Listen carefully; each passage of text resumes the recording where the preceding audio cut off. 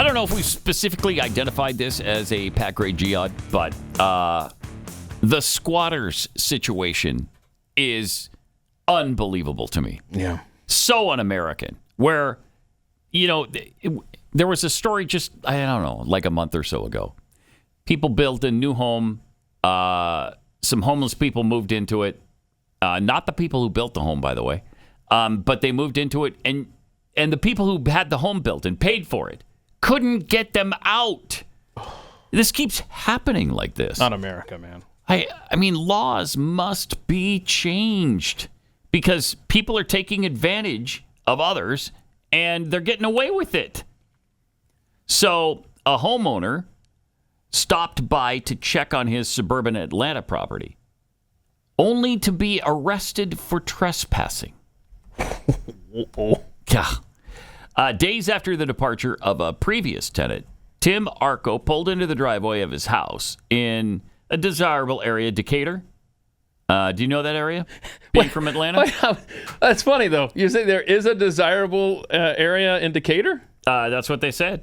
Yeah. Okay, cool. Is Decatur not normally desirable? I don't get back much. Okay. I don't recall it as being desirable anywhere around Decatur. But he pulled into the driveway of his house where he suddenly encountered a stranger waving a gun in his face. I just jumped the fence and ran. I didn't know what else to do, he said.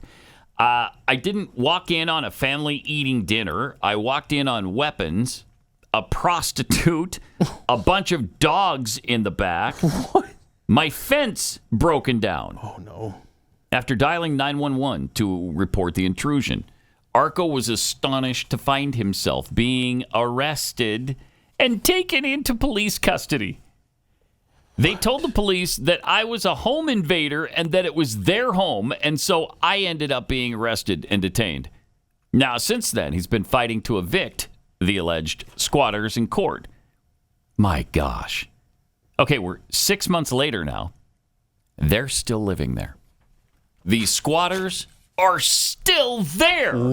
Hold on. Here's the house, bro. Yeah, it looks like a desirable area of Decatur. Yeah. That's a nice looking spread you got there that we're squatting in. Yeah, that's dang nice. That's an all brick house. Wow, that's really nice. Yeah. And it's apparently located near the East Lake Golf Club in Decatur. So Decatur must have changed since you left. I never got to that part of the metro, really.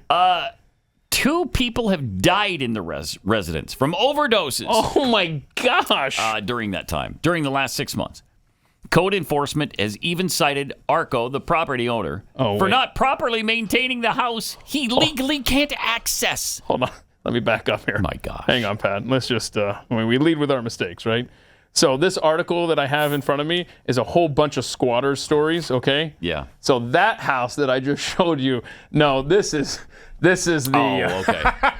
That's a little This different. is the Decatur house. Okay. Sorry. So this is where the people died taking drugs at this guy's house. Okay. This is another individual down here that had, look at that, man. Jeez. I mean, she's a veteran and had her very nice home that she had renovated, squatters in it. I mean, this story goes on and on with examples.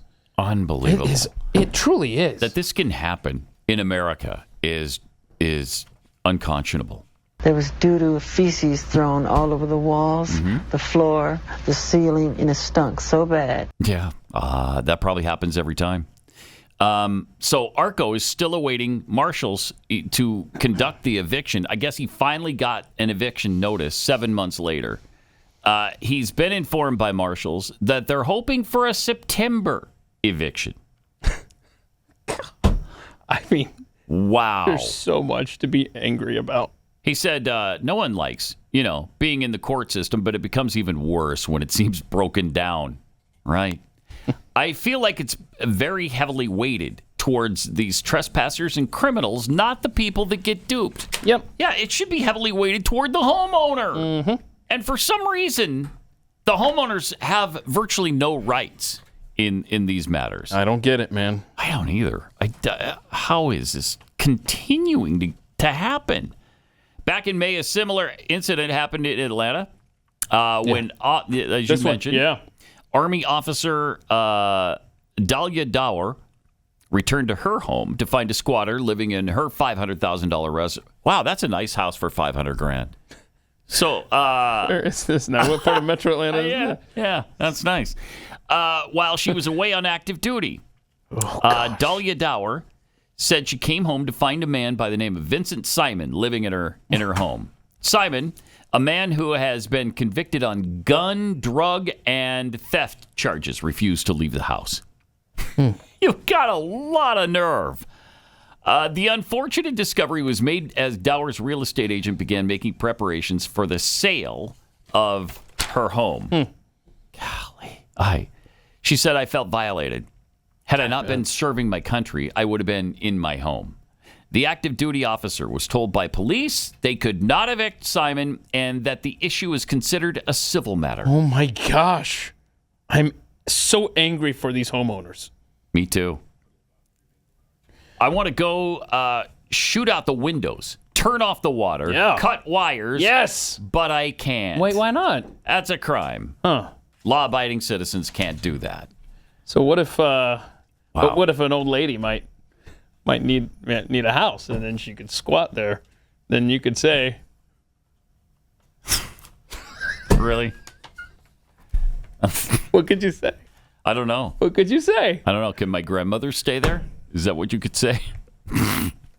Wait, what's another way to say that? Are we going to be that obvious? Where your grandma stay? Oh, wow. That's weird. What a weird line.